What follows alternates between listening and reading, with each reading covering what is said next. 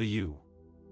Economy is losing steam as the Federal Reserve's interest rate hikes take a toll on consumer spending, business investment and housing activity.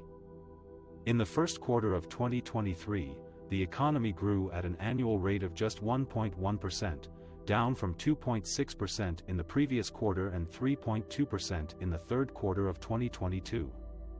This is the weakest performance outside of official recessions since 1970. The slowdown reflects the impact of the Fed's aggressive drive to tame inflation, which has surged to the highest level in around 40 years. The Fed has raised its benchmark interest rate 9 times over the past year, making borrowing more expensive for households and businesses. The surge in borrowing costs has especially hit the housing market, which is highly sensitive to changes in mortgage rates. Home sales, construction, and prices have all declined sharply since last year. Consumer spending, which accounts for about 70% of the U. Economic output, has also softened as higher prices erode purchasing power and confidence. Retail sales fell in February and March after a strong start in January. Many consumers are also facing tighter credit conditions as banks have become more cautious after the failure of 2 major U. banks last month. Business investment, another key driver of economic growth, has also slowed down as higher interest rates and uncertainty weigh on corporate decisions. Businesses have reduced their inventories, which subtracted from GDP growth in the first quarter. They have also cut back on spending on equipment, software, and research and development. The U. economy faces several headwinds that could further dampen growth in the coming quarters. The Fed is expected to continue raising interest rates until inflation falls back to its 2% target, which could take several months or longer. The Conference Board, a business research group, estimates that there is a 99% chance of a recession in the next year. The political situation is also tense, as Republicans threaten to block an increase in the federal debt limit unless Democrats agree to spending cuts and restrictions. This could trigger a default on U. debt obligations, which would have severe consequences for the global financial system. The U. economy is facing a sharp and long-lasting slowdown that could turn into a recession if the Fed fails to achieve a soft landing. The higher interest rates that are meant to curb inflation are also hurting growth and creating financial stress for many households and businesses. The slowdown could have negative implications for the global economy, as the U. is still the largest and most influential market in the world. The U. economy is slowing down, and one of the main reasons is the Federal Reserve's monetary policy.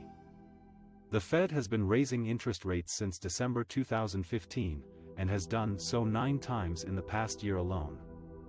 The Fed's goal is to keep inflation under control, which is the general rise in the prices of goods and services. Inflation can erode the purchasing power of consumers and businesses, and make borrowing more expensive. By raising interest rates, the Fed makes it more costly for banks to lend money, and for consumers and businesses to borrow money. This reduces the demand for goods and services, and slows down economic activity. The Fed's interest rate hikes have also affected the global economy, as they have strengthened the U. dollar against other currencies.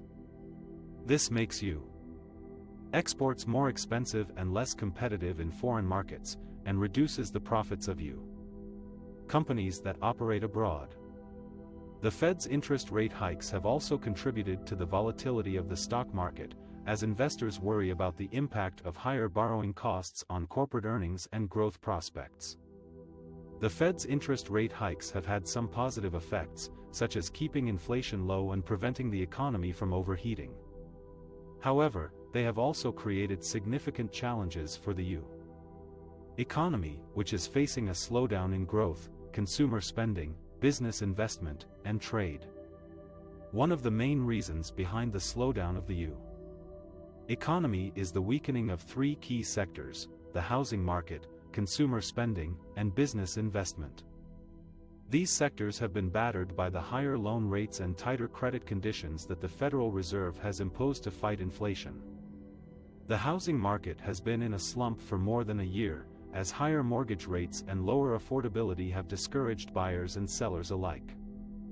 The housing sector contracted for the fifth quarter in a row in the first quarter of 2022, and the decline continued in the second and third quarters. The lack of demand for new homes has also reduced construction activity and employment in related industries. Consumer spending, which accounts for about 70% of the U.S. economy, has also slowed down as inflation has eroded the purchasing power of households. Prices for groceries, petrol, and other basics have risen at the fastest pace since 1981, while wages have not kept up.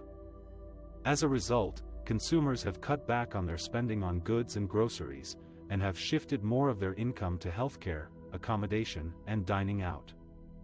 Consumer confidence has also fallen to its lowest level since 2011, reflecting the worries about the economic outlook and personal finances. Business investment, which is crucial for productivity and innovation, has also suffered from the higher interest rates and uncertainty about the future.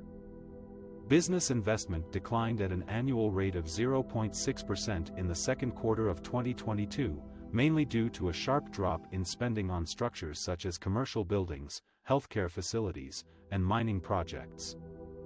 Businesses have also been reluctant to invest in new equipment and software, as they face rising costs, supply chain disruptions, labor shortages, and trade tensions. These three sectors have contributed to the slowdown of the U.S. economy, which shrank at an annual rate of 1.6% in the first quarter of 2022 and 0.9% in the second quarter. Although the economy returned to growth in the third quarter, at an annual rate of 2.6%, this was largely due to temporary factors such as a surge in inventories and a drop in imports, which are likely to reverse in the fourth quarter. The underlying weakness of the economy remains a serious concern for policymakers, businesses, and consumers alike.